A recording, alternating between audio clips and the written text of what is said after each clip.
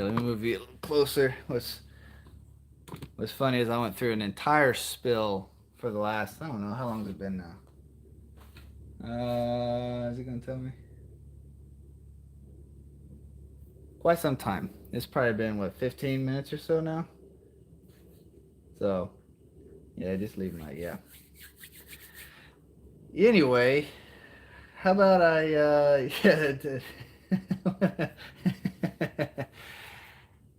how about we try that again? How you doing, guys? Hope you had a good weekend. Welcome to the live.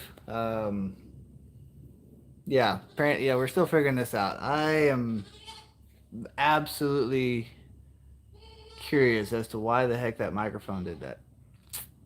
But either way, we're here now. Yeah, t-shirt. I will get to the website and the new merch. I'll get to. I'm going to save that more towards the end. I do want to kind of discuss that a little bit. Um, the two things I had covered already in full. I'll just give you a summary. The 407C. That was my main point there was I wanted to make sure that if you know anybody or some of the things that I've ran into is just there are people out there, and I blame the manufacturers more than anything that they coined this term a drop-in refrigerant as a marketing tool, marketing term. I really wish they hadn't. I wish they'd have just left it alone and used the more proper term, which is in it's a replacement, right? It's a retrofit replacement. It's not a drop-in. Uh, but I think what that created is a lot of people have think now that you can just use they're close enough together in saturations that you can just use R22 saturation temperatures in place of 407C and what I've had happen a handful of times over several years since 407C really became something we routinely used is the numbers won't make any sense at all talking to the technician over the phone. And I finally asked them and started quizzing them on how they're checking those temperatures, and I realized what they're doing. You turn around and immediately plug that into a saturation chart. Danfoss's ref tool used to be a refrigerant slider. And now everything suddenly starts making sense as to what they're seeing, what the readings they're having, everything, and so forth. So, um, yeah, and Glide, it's surprising. We've had blended refrigerants long enough. I would have expected Glide to start to become a little more of a common terminology, but I mean that's okay. It's just it comes down to us as the industry leadership and educators and those of us who have a voice to really just talk more about it. Maybe that's something we could do to try to help improve that is, you can't help what people don't know other than teach them what they don't. So, I don't know. It's something we can work on. It's uh not what I would expect at this point, but it is what it is. Um Moving on. The screw compressor. That really turned into a major thing. And I really wasn't in trying to make a big deal for Train in the fact that they messed up. They weren't the only ones that made mistakes with that process. And what I mean by that is um, I learned a lot through this myself. There's several things I wish I would have done better or differently. Uh, so, for example, I wish I would have done something to actually better seal that compressor whenever we got done with it. Doing the plastic, doing the tape, if we had only left it for, let's say, overnight, I think that would have been fine. But it turned into several days, like an entire weekend of heavy rains, and then several days into the next week before we got good enough weather and we got the parts in both to even be able to go back and dive back into that compressor.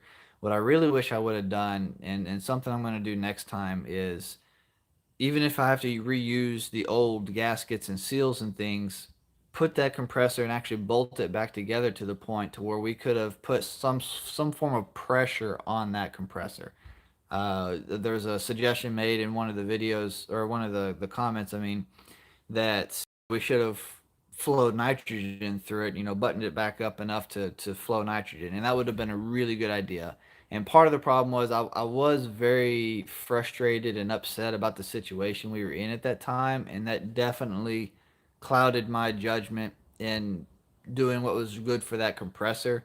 I also didn't expect it to take as long for us to be able to get back into it and finish it as it actually did. So you put those two things together. That was my mistake. That's where I messed up. And like I said in the video, I was able to get the compressor to run and come back online, but it only lasted less than a week. It didn't have it didn't run for very long before it was just done. So we tried.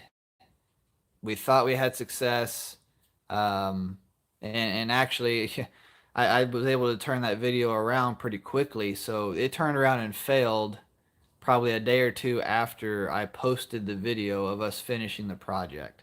So um, yeah, it was rough. So we're having to take ownership and replace that compressor now. It's not cheap at all, but we're working with Train's helping us out because they made mistakes too. And I'll kind of explain a really interesting scenario I've never ran into before this. But you know, we're putting a new compressor in. Thankfully, I did go over there and we did test it. Nothing else in the system seems to be damaged. We didn't find any other acid or anything of that nature. Everything's just isolated to this compressor. And what it is, it locked up. It did exactly what I was worried it would do. Is those bearings just had too much happen to them, and they locked. Just that's all it was. But um, something interesting. So this air cooled chiller, it's our RTAA. In Train's database, they have this chiller cataloged as a 400-ton air cooled with 100-ton compressors. I think they said it was supposed to be four 100-ton compressors. So it was two separate circuits, 100 or two 100-ton compressors each circuit was how their system has it saved. In reality, what I actually have is a 270-ton chiller with two 100-ton compressors and the 70-ton. The 70-ton was the one we were working on. So somewhere, somehow, something got crossed up in Train's own database, and that's part of what led to the inevitable issue. Is, I was telling them that I had a smaller 70-ton compressor, but whenever they were looking everything up, that's not what they were referencing, and I didn't realize that. We didn't catch this until after the compressor had completely failed, and we had a pretty serious meeting with Train to discuss this whole thing and who had what responsibility. Um, and that's when we found it. And they were pulling it up, and we were working through it, and then they realized, like, holy crap, this isn't even saved in our system properly.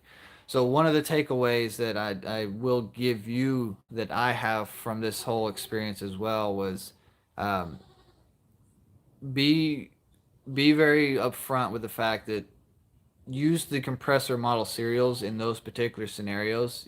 Be cautious of just using the chiller serial number to try to hit it all. Most of the time, they'll probably be fine, but when you run into a scenario like the one I had, uh, that's really bite you. The other thing I did really wrong was I should have put more attention up front into verifying the parts we received. Didn't. Um, I made a lot of assumptions. We were just trying to get the job done. Got in there, tore it all apart. And you know, if I had taken more time up front to verify my parts, I would have saved us from that entire thing, and I would have saved us from having to change this compressor. Um, and that's a pretty major hit. If you've never had to do a job like that, it's extremely expensive on the company's end. Much less, say we were actually billing for this to the customer. It's even makes it even more expensive once you factor markups. Oh, let's see. Let me just kind of scan the chat real quick here. Uh, Yep. No, 100%. Yeah. Mistakes. I'm good at mistakes. I'm very good at finding out how to make them. Anyway, I'll move on from that. YCIV oil sensor. That went really well. Pretty smooth job. It was kind of surprising. So the 515 Loctite that sensor gets put in with, I didn't actually shoot any of the process of us having to break the sensor loose to get it out. I was busy with my hands in the middle of trying to help do it. But one of the things, and one reason why I'm really reluctant to use 515 very much, is because it literally, it's supposed to be a refrigerant sealant, but it turns into like a red Loctite, like a thread lock, because it hardens so much. And we had to put a vice grip, and like we had this whole just on-site made apparatus, and we finally got this thing to break loose. I was really worried we were end up gonna break the brass housing or something before it would give way. It did. The 515 finally broke loose for us, but it's that those are situations why I get really cautious, and I'm not a huge fan of 515. If they could find a way to where, as a refrigerant sealant, it works great, but I wish they would make it to where it wouldn't harden like it does, or at least as extreme as it does. That's one thing that I really appreciate about Nylog is, well, while it may not work for every application, uh, it does a lot better long term job in my opinion. Anyway, um, moving on from there, the low pressure transducer. So this was the video that I was only able to take pictures of the display and kind of read back to you and walk you through my thought process, and that's just most of the comments around that were just to kind of discussing the process and how we got from A to B and things. But I mean that would be when you walk up to a chiller, or you're gonna run a service call and something like that. I mean that's the process you go through, and I really appreciate one of the things that York does on their air cooled series is how much information they capture. Now, as I did say in that video, and I'm going to reiterate here, is you have to be really, really careful using that history log, because it's a momentary glimpse at the point of shutdown. The problem with that, and what I mean is, some of those readings are going to be incorrect because the machine is already in shutdown simultaneously as it's snapping it. So, for example, like you didn't really see me hone in very much on, say, like the compressor speed or the compressor amps. Those two things are perfect examples, is because depending on how fast the software reacts and grabs that snapshot, the motor speed and the amps and things may be significantly down. Um, Even though that wasn't truly the case. They may have been much higher than they were when it took the snapshot initially. So those are things just to kind of be aware of. Some of those readings are going to be a little skewed, but the temperatures and the pressures and things should be more than close enough, because those aren't going to change as rapidly as, say, the amp draw or something like that.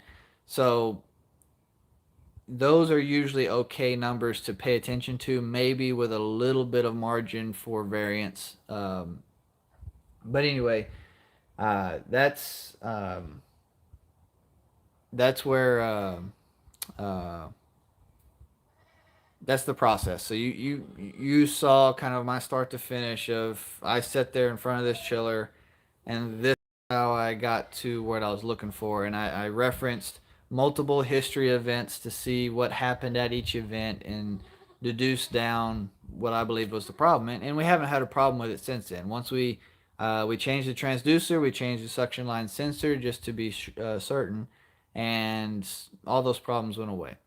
So yeah, it's a really handy tool to use. Um, do I ever use oil additives? I do actually. So one oil additive that I do really believe in, I've had very good results with, is acid scavenger. And I know that there's people that really don't like using any kind of additives or flushes to the systems. And while I do agree with heavily cautioning using them, I do also believe in using them. So, for example, anytime we have a major burnout or we're converting oils in a system, anything of that nature, my technicians are expected to use RX11 flush, and however much is needed. If we have a burnout, anything of that nature. Now, majority of the time, I'm not going to say always, but majority of the time, we're still going to use suction line dryers. We're still going to use high acid cores. We're still going to do these things, but I do have an expectation they're going to flush that system. And I've come in behind systems that weren't flushed and that weren't properly treated too many times and found compressor failures or things that I actually, I'll give you an example. I've went up to one system and I had to clean it after it had three compressor failures in less than a year. All three of them were burnouts, and the second two were caused by the first one. If they had properly taken care of the system on the first one, the other two compressors would have never had to fail. But they didn't, and that's what it led to. And it wasn't until the at the time was a homeowner called me, as a second opinion, someone he trusted, whatever. And I went through that process. Compressor ran for years after that, never had another problem. So yes, I believe in those things. Then I will follow up, and you have to read because the scavenger bottles are so many bottles per so many ounces of oil. So I do follow those guidelines of how much scavenger I put in those systems. I've done that on. I haven't done it on, say, like electrical. Of course, we don't you're not going to have a burnout or something like that. But if you're talking like an IntelliPack RTU or something along those lines, just an R, well, you will stick with an RTU to keep it basic. Uh, yeah, we use it. I use it all the time. I trust those products. I don't trust a lot of others. Right? There's a lot of products like stop leaks, all those kind of things. I know some people swear by them and they've had great results. Whatever. That's great. I'm glad you have. I don't trust that product myself. Especially, granted, I mean, most of the guys that do push those things, they're working on, smaller systems that have a lot more. It's not as big of a deal, when something goes wrong. Is where I break something, it might cost me $50,000. Okay, just kind of give you some perspective. Uh, Getting to chiller work. Scavenger suction on dryer work great. They do, Jason. They do. How long have you been growing your beard? The beard, let's see, 2 years. Yeah, I think it's like 2 years, something like that. I mean, I trim it on occasion now, um, but yeah, it's been about 2 years, something like that, give or take. Let's see. Crazy unfortunate. Fortunately, I have never had those issues where I dumped a compressor back to back. Special on occasions, like bad oil foams up. Okay. Um, let's see. What do you mean? I read directions. I'm not very good at reading directions, so you can ask my wife. But there are certain ones I do read, and when I'm adding those additives, yeah, you better believe me, I'm going to read them. All right, let's see. Training classes. I do want to bring that up. I do have another round of training classes about to come out. Probably this week. I'm maybe it'll be this week or next week. We had our November classes last week. So I got those filmed, and we did a boiler class, and we did a automation controls heating class. So both of them are pretty successful classes, but the boiler class, what I ended up actually doing, and it's something new. So you're going to see one of the technicians actually teach that class, and the intention of it is it's a very it's an extremely basic approach. It's not like an advanced boilers, or just a very surface level general approach as to this is what a boiler is, this is what it does, these are some of the things that we check. And I intentionally had one of our technicians that are kind of growing and has been developing in that area teach and lead that class as a means of helping him really push himself and his limits and his ability to understand and teach boilers. So something I tell people all the time, if you've never taught something, you really begin to understand how little you know or how much you struggle with a topic when you have to stand in front of people and actually present that topic in its entirety. So you're going to see some classes like that coming up where the person giving the instruction is not going to come across as an expert in the subject, and that's okay. That's kind of on purpose. I'm still there in the background helping fill in wherever I need to or help guide whatever I can.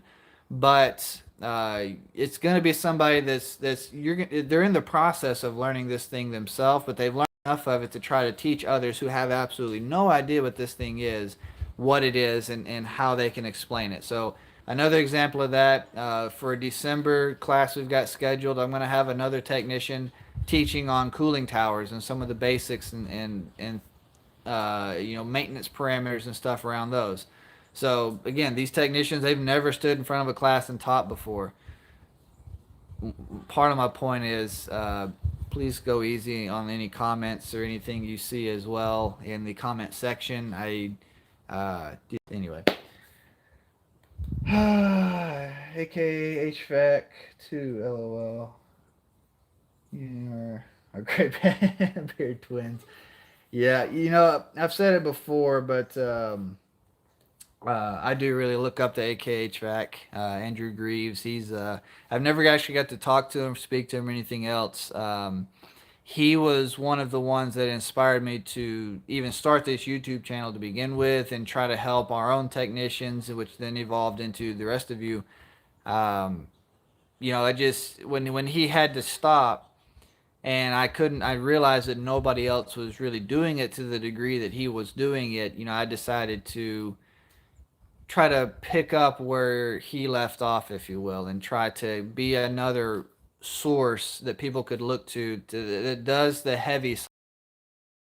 So if he ever decides, I'd really welcome him back. I know he's doing his thing with Navic now, and I really appreciate all the work he has put into making this industry a better place.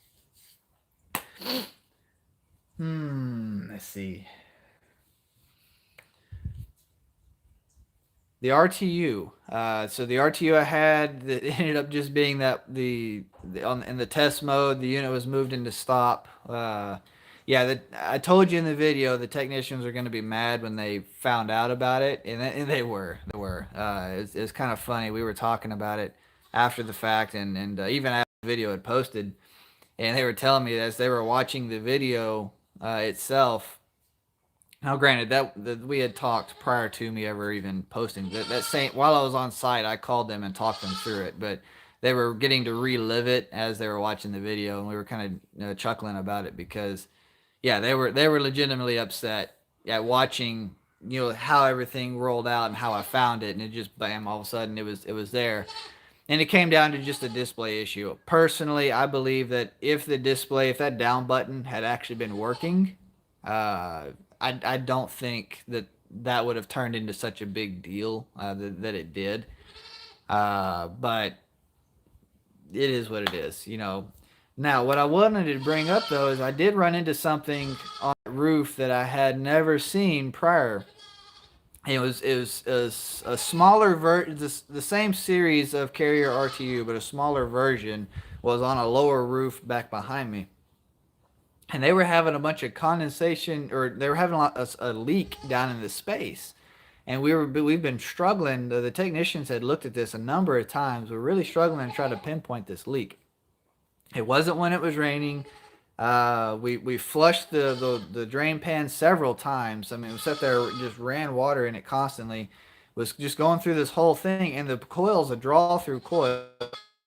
and where it was dripping was down in the return ducts. And so coming out the bottom of the RTU, it just goes straight down on the back side of the evaporator coil. It just goes straight down for the return. So it made absolutely no sense as to how this water was coming through. And I didn't film any of this, but I figured I'd just kind of talk about it. What I ended up finding was whenever I opened the panel to where the return section is and the filters and the backside of the evaporator coil, I noticed that there was a bunch of uh, like the white calcium water stain on the panel on the floor of the RTU between where the return drops down and you get to the filter rack. And I thought, well, that's kind of interesting. I wonder what that's about. And then whenever I pulled one of the filters out on the bottom row, I noticed that the bottom of the filter had gotten wet. And then I looked into the track of that filter tray and I saw that it had that same calcium deposits. And then the filter beside it also had evidence where it had gotten wet as well. So that really got me to thinking. So I looked further back, closer to the coil, because where the filters are, I mean, you got several, I don't know, maybe 6 to 8 inches between the filter rack and the actual coil itself, where it kind of goes back in behind it. And I noticed again just all of the water condensation, and so I knew it couldn't be the blower having anything to do with it because it's on the wrong side of it, and it'd be pulling it into the blower section, not flowing backwards into the return. And I really got to looking, and I stuck my head up in there, and that's when I saw it. The let me see if I can even depict this. You've got your coil, and there is a plate that comes up from right here to the coil that butts up to the end plates, and it came out and it made a corner. All right, so your coil, plate, plate, and there was a little corner right here, right off the end plates of that coil. And on the other side is your U-bends and your TXVs and everything inside of the blower section. That whole sheet metal panel was sweating. And it wasn't leaking like condensate through, it was literally sweating. And so whenever I opened the blower door and looked inside, I could see where all the U-bends were just dripping down as they're designed to. I mean, it's the way it was intended to be done, but they were just kind of dripping down onto this plate, and it had gotten to the point where it was allowing the plate to get cold enough that the condensation was cooling it down enough to cause it to sweat on the back side, and that condensation was then running down and pooling up inside of that return section and eventually getting into the filter tray and then inevitably down through the return into the tenant space. Really, really wild.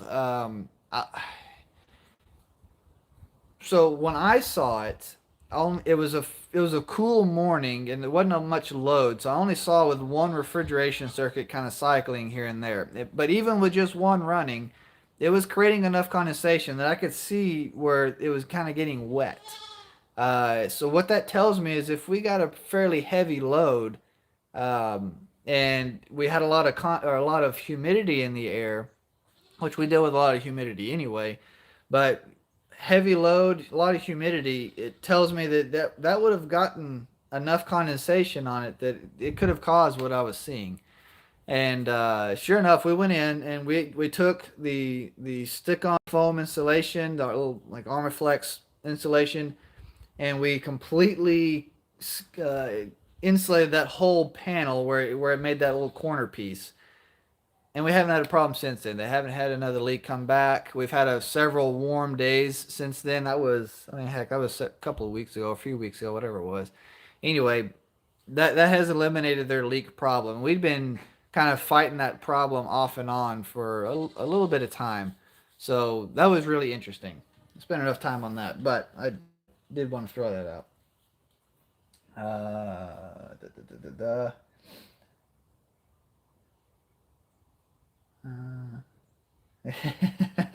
Yeah, so what you're hearing in the background is actually it is our goats. So we've got a kid, she's currently staked off in the front yard, and we've got her mama and then one of the other nannies, which actually I think you might be able to, yeah, you can kind of see her back there. That's mama. Mama's getting a little far from the kiddo, so she's not happy about that. Anyway, you that's what you hear it in the background. Um, uh, what point in your career did you feel like you were on your way to the top? Um, I'll let you know when that happens. So yeah, CJ HVAC journey. I will. I don't know. I mean, I don't see myself that way. I guess I just. I don't know. From just because I've been in your position, you know, I've followed YouTubers for quite some time before I ever became one myself. And you know, and you hear us talk about sometimes how we never saw this, whatever, da da da da. You know, it's all the old cliche stuff, and you know, it's hard to believe it sometimes. You know, and a lot of times it can almost feel like false humility, even. Um, but kind of sitting in that position now, you know, I see, yeah, I've had some success and I've had these things, and you know, it's not going bad for me. Obviously, you know, the channel has grown significantly. I think, I mean, I'm pretty sure I broke 7,000 subscribers today, which is amazing. Um, I just I don't know. I don't see myself like that. You know, I just don't. I don't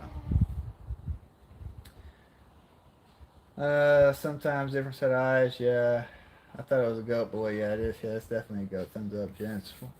Where are you? I am. I'm at my house. So this is my front porch. You're seeing my front yard behind me. Um, Mike Stevens or Stevenson was asking. So I live out in the central Texas region, west of Austin.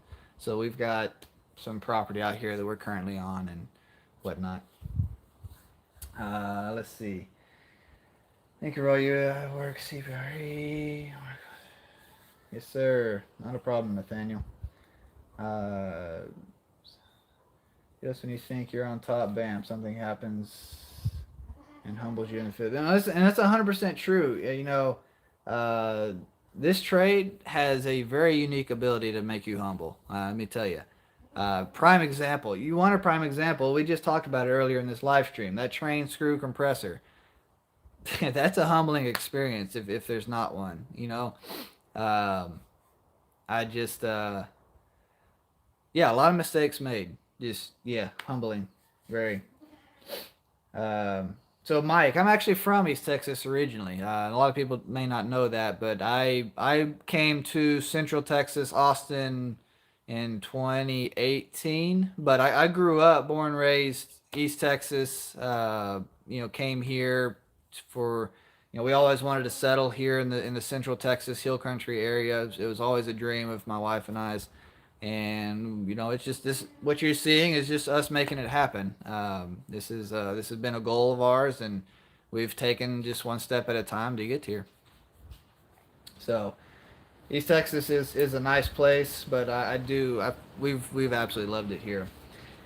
Anyway,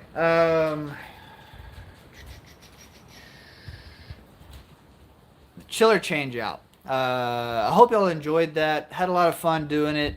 Honestly, that job could not have gone too much better. I mean, there was a few things kind of here and there. It wasn't perfect, but it went really, really well. Like really well.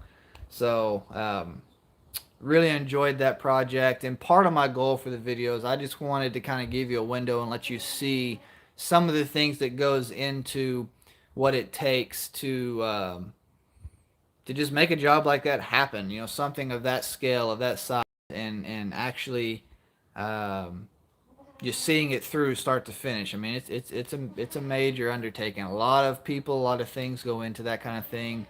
So anyway, I hope that experience kind of gave you a glimpse of just what we have to do sometimes, and how big things can sometimes get. Let's see. The outside air units. Um, oh, before I get into that, Jason, they're doing great. They're doing absolutely wonderful, and they're surprisingly quiet. I will give them that. I did not expect them to be as quiet as they are, and so you know, Carrier seems to always be trying to kind of play catch up a lot of times to what like York and Train and others are doing. Just my opinion. I don't mean that as a harsh criticism. I just mean that as an observation. But um, they've got a pretty quiet system. Those systems still have a lot of flaws, in my opinion. I'm not going to dive into that now, but um, they've been really well. They've done well. The outside air unit. So that's the condenser that everybody we'll just call it we'll dub it now the rat's nest. Okay. If you don't know what video I'm talking about, I think I posted it maybe last week or earlier this week, something like that. But uh, I've had a couple of service calls there now that y'all have got to kind of see and witness. And yeah, the rat's nest is chugging along. I think the fan motor came in, I think on Friday. We finally got the new motor in for it. So coming week we should get somebody on site, get that change back out, and get it wired properly this time. It is a very challenging unit to troubleshoot. It's challenging to also do the replacement. I'm not upset, nor do I blame how that motor got wired incorrectly. The way everything kind of comes through there, as you see, it's a scrambled mess. We try to make the best of it. I'm not going to put a ton of time into trying to clean it up because it's just, in my opinion, it's not worth it. The thing has had so much butchery happen, and it's in bad shape. But it's not going to be around for much longer. So we are actually going to, and we did this with the unit beside this one in the penthouse beside it. We've already done this, and we did it last year and or the year before that. May have been the year before that. It was something like that. Anyway, I believe 2022, if I remember correctly. I could be wrong. Anyway, we're gonna take that condenser out, and we're gonna pull the coils out of that York air handler. We'll also strip the controls out of it as well, and we're gonna go back in and install a Daikin VRV retrofit system, and so it's gonna turn that the refrigerated side of that system into a VRV based system. So what we did on like the center penthouse, this one's considered the west penthouse. So the center penthouse, we did that. We installed engineered spec coils. I mean, the whole thing was a custom job engineered specifically for this, and it works wonderfully well. We've had very little issues with it once we got it tuned in. That was the only major thing we had, was just kind of getting it working right to begin with. It was our first time doing it ourselves, but anyway, once we got all that, works great. Has done a really good job. So that's going to be the plan for this unit. Is it's going to go away. We'll strip it out. We'll go back in. We'll put the VRV system in. We'll retrofit it. We'll make all that work, and that will finally pluck that just absolute disaster of a mess from our daily worries. Very much looking forward to not having that thing around anymore. Let's see.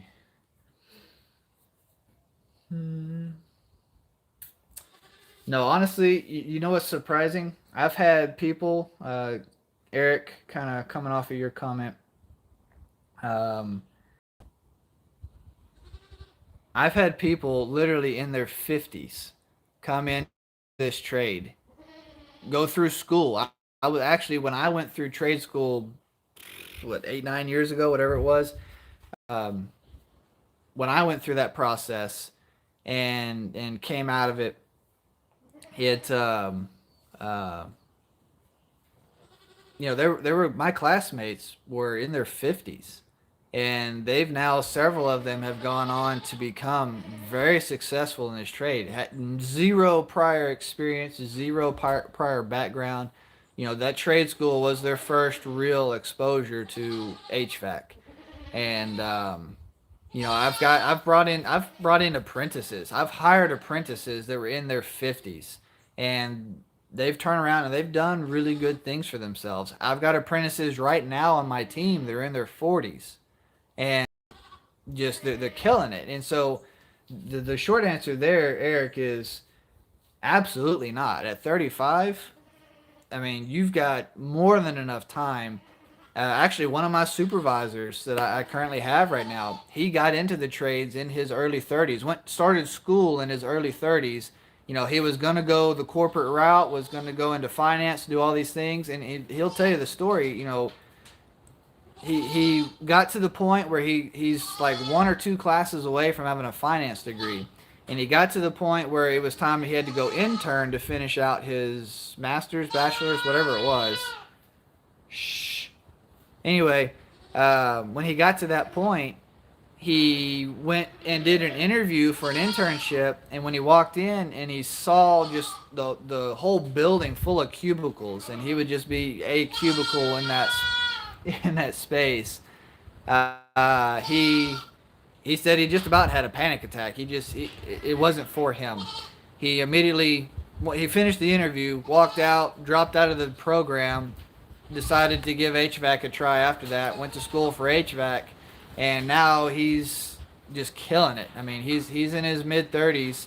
As in just a couple of years' time, you know, he's earned his way into a supervisory role inside of our team, and like the dude's doing a really good work. So yeah, it's not too late.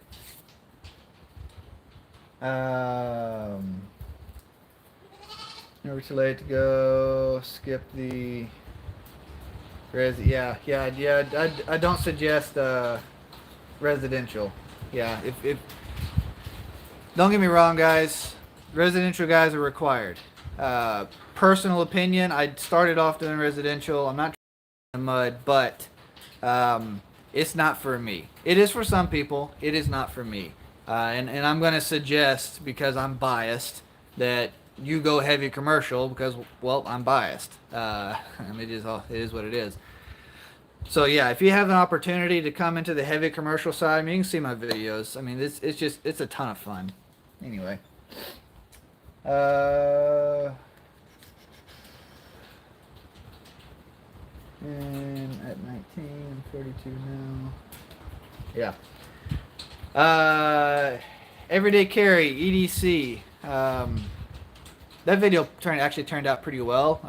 It's my first time trying to do something along those lines, and yeah, I really appreciate the responses on that.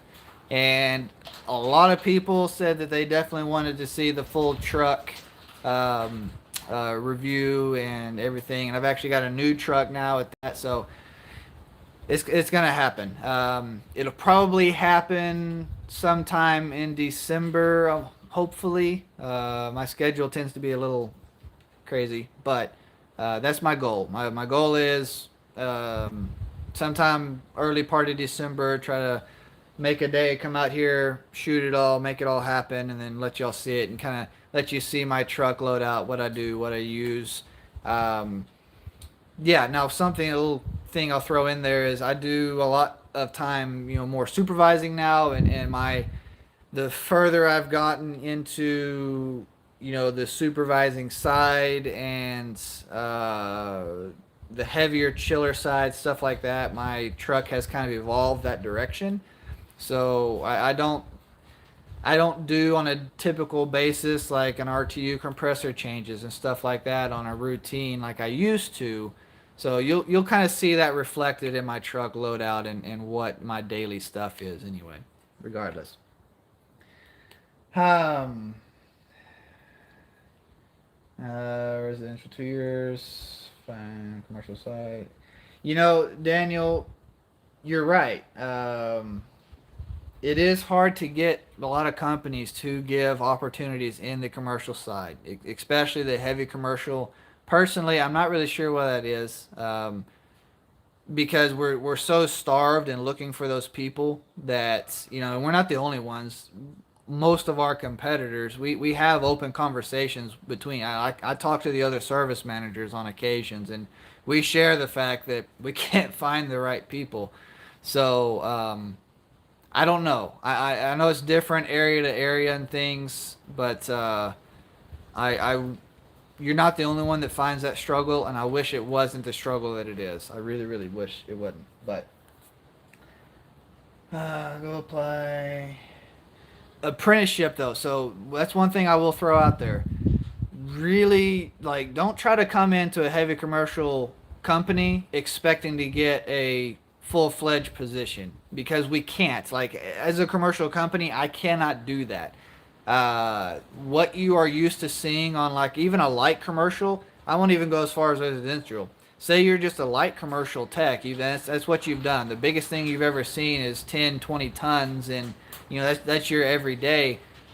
um, you're gonna really have to humble yourself, and you're gonna have to come in, even if you've got 20 years at it, come in at a pretty low level, because again, I'll reference back. Look at some of my videos. The things we see and touch and do. I mean, the normal RTU you may see on a daily basis, maybe 100 tons, and the complexity and the things that goes into that system is so much further than what you are used to seeing. I cannot in good conscience send you out there, because I'm going to set you up for failure, because that's not something you've ever dealt with before. And that's no disrespect from a commercial company, but I can tell you, if you really want to get into this side of the industry, despite whatever prior experience you had, it's going to help you, but you're going to be humble to do it.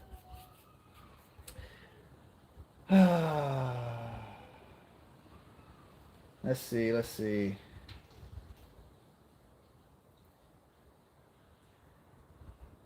Yeah, the 5 or more years of experience is definitely a tough thing.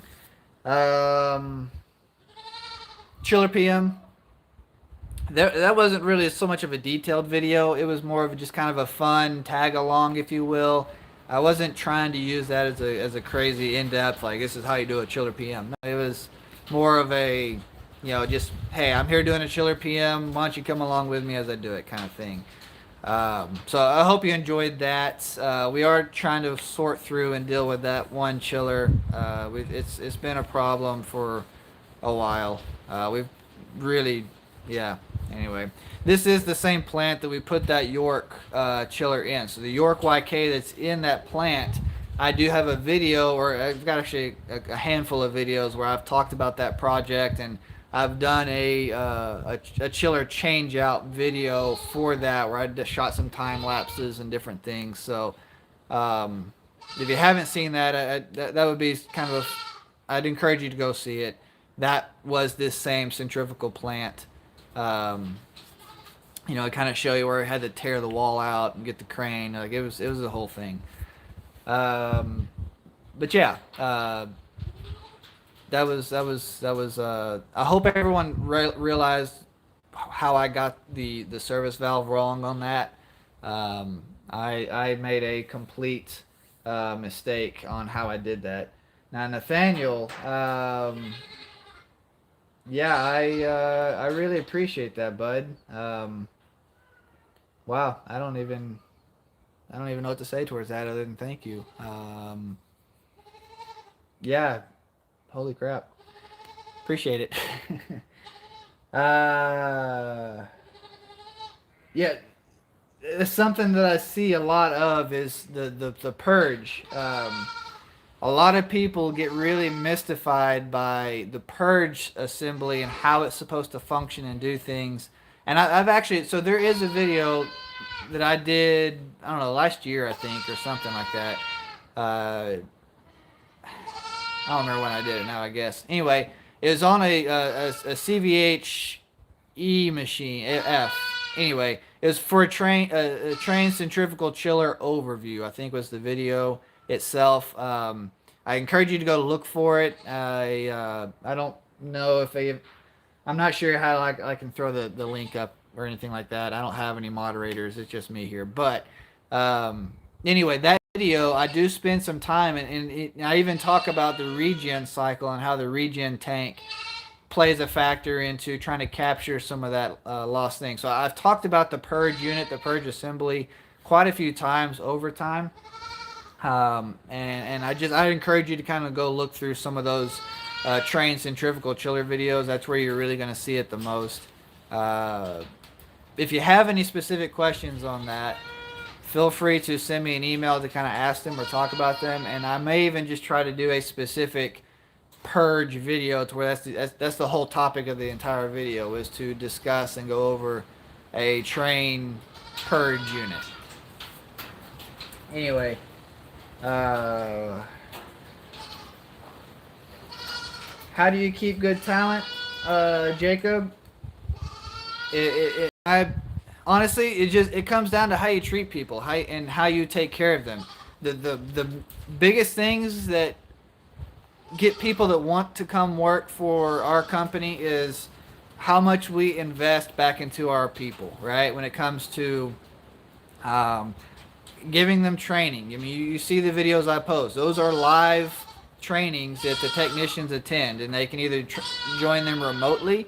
So we do remote meetings where they can sign in and watch and listen and interact. If say they can't come to the shop and see it in person, they can watch it remote, or they can do it in person. Either way, we try to make training as available as possible, and that's what so many technicians, especially because the majority of the trade is so young at this point and is so inexperienced in this trade, out of just what has happened, with everybody retiring out, yada yada. That's a huge hunger that people have. So train them. Don't opportunity, right? One of the major things that you know that people get tired and they leave. Hey, kiddo, you good? She's right there. Calm down. One of the major things that makes them want to leave and move on is the fact that they just they get stuck. They get stuck in these opportunities. Or a prime example, I just hired a guy who started off, went through school, and has done all this work and has been working as a startup tech for this company locally. And I hope that's not bothering y'all too much. Let me know if that's kind of loud in the background. Anyway, he's been working as a startup tech for this company, and it literally got to the point where he wanted to continue moving. He wanted to become a service tech and all these things, and they wouldn't let him. They would not let him because, well, it's not that they weren't looking for those technicians. Because they had gotten used to having him in that role, they held him down to that role. And that's wrong. You're going to lose people doing that. People aren't going to want to stick with you, and so you're forcing them into a position where they have no choice but to go find what they're looking for somewhere else. My challenge to you is, Jacob, is don't make them do that. Create an environment within your team and within your company that they can find and do and get those opportunities in-house. Those trainings, like I was talking about earlier, where some of the training videos you're going to see coming up are technicians who, those are opportunities for them to really step up and improve themselves. That is how you do that. So you pay them right, you pay them well. Now you pay them fair. You got to keep that in mind. I'm going to pay you what I feel is legitimate, but at the same time, I'm not going to short you, right? So that's something I take very, very strongly, and I push very hard with our ownership is, whether we like the payroll or not, if we want to keep the people we've put all this investment into and we want to continue to see them to grow, we have to be fair in what we're giving for them. And, as much as they're investing into themselves and our company, we need to make sure we're investing back into them. And one of the ways is compensation. So those are really critical things. Is you have to do those things right. You have to do them well. I know that we're not the highest paying company out there, but we do pay fair. I will keep up with your skill level and in terms of your pay, and I'll be real with you as to your skill level is. You may think you're worth a lot more than you are, and I'm going to be honest with the fact that you're not, but this is how we can get you there. See, that's the trick to that conversation. Okay, so I see where you want to be now. All right, well, here's a roadmap on how we can get you there. All right? That's how I keep a strong team as best I can. And, I don't allow things where, you can't stop it 100%, but in terms of technicians playing games with each other and manipulation and lying and these just all the things that inevitably cause a shaky team and that breaks itself down. I don't allow those things to survive within our team. We have a very, very close team, and we've intentionally built a close team, and those things play a part into keeping technicians because they're working with people that they really want to work with, and they're actually becoming stronger and better together. Versus having people that just they do the opposite. With just whatever they have in their lives, they end up creating a lot of negativity around them that makes people not want to be there. And those are things like you, as the company owner, as the supervisors, whoever, you are the gatekeeper to that team. You are the one that is responsible for keeping a healthy environment and quality technicians that everybody pulls their own weight properly, right? Getting on a rant and tangent here, but this is what I do, and these are I take very seriously to keep a strong and healthy team that people want to stay at. They don't want to go somewhere else because I've got their back. Anyway, woo, got me rolling on that one. Um, yeah, there's a lot of comments come through with that.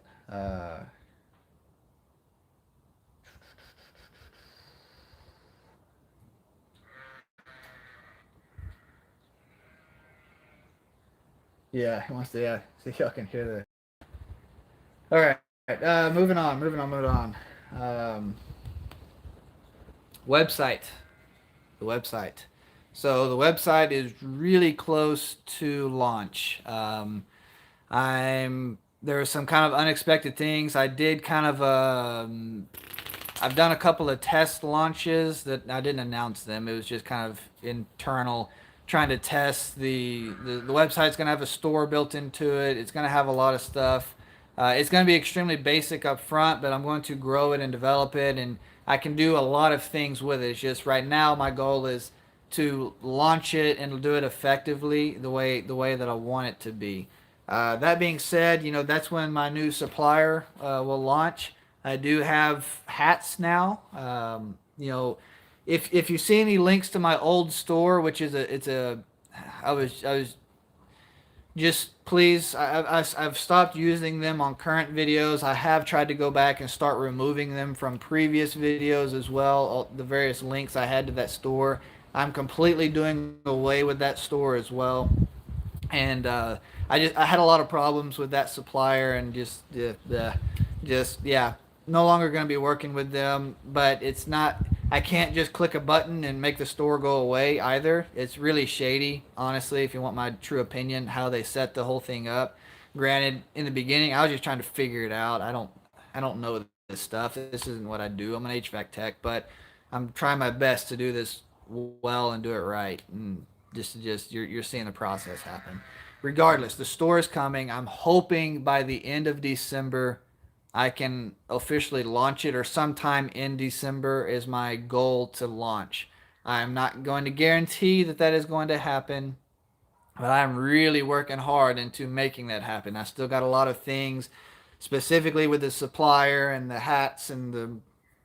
These are the new shirts, by the way, too. This is the shirts from there. The vinyl and things, what they use is a way better quality than what the previous supplier was using. So it's coming. I do ask for patience, and yeah, we'll get it figured out for sure.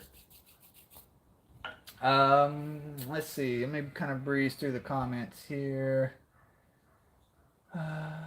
Started. Da, da, da, da, da, da. Does anybody have any final questions or anything of that nature? Anything at all before uh,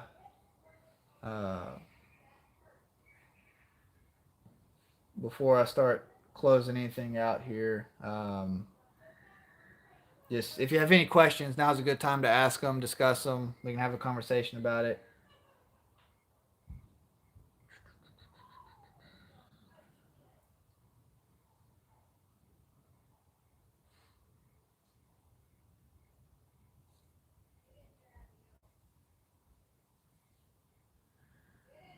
Okay. Where do you see yourself in 5 years? Where, uh, hmm. Yeah, that's a hard question. I'll be honest. Genuinely, doing what I do. Right. End of the day, I'm not going to start my own HVAC company. I've never had I haven't had an interest in that in a very long time. I'm not going to say I never had an interest in it, but it's not something I'm going to do. Um, you know, when it comes to retirement, my long term of where I want to be and what I want to do is what you're seeing it behind me. Homesteading, living this kind of lifestyle.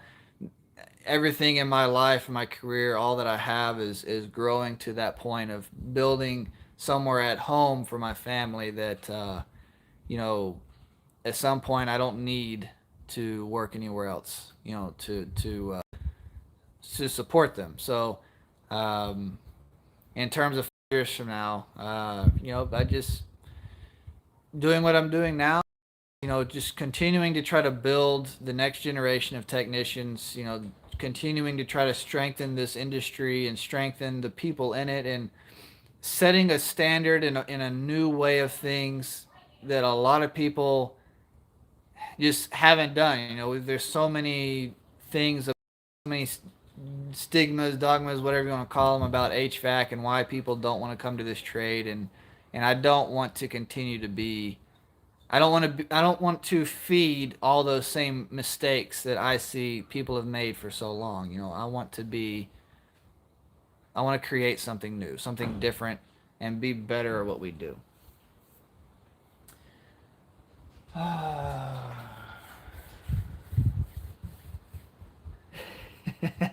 The mic diagnosis. That's funny. Yeah. Um, I'm probably gonna go in, and if I could have a creative way to try to leave that in there, I'm gonna see if I can. The whole mic thing just it's pretty funny, to be honest. It was definitely funny. Um, okay, I'm gonna close it with that, guys. I appreciate your time. I appreciate all the support. Make the time for your family. That's is something I firmly believe in. Our family needs us, and they need our time. They need to, your kids have so many abilities to do things. We have such a strong tendency to underestimate their capabilities personally. That's something I firmly believe, and I think that our kids are way more capable than we allow them to be. So many times we get so focused on creating a safe space for them that, you know, we just we don't allow them to be as much as they could be when we do stuff like that sometimes. And it's not a criticism, something I struggle with personally myself. Regardless, make the time, especially for your spouse as well. Your spouse really needs you. This is a hard industry. It's a hard, demanding career. Again, Nathaniel, I really appreciate the super chat on that, bud. That was huge. And I'll see y'all hopefully December. I plan on trying to do this as kind of a monthly thing. So sometime maybe the end of December, whatever. We'll be sitting down. We'll be talking again. Hope y'all enjoyed it. Again, if anybody ever has anything, you're always welcome to send me an email. I'm not going to promise on when I can get back to you in that email, but you're welcome to send me one. And I will do my best to respond to you accordingly. I do know that somebody's got an email about our vane puller that we built custom for the CVHEs and Fs. I've forgotten about you. It just when I'm at the shop, I've forgotten the last couple of times. So sorry.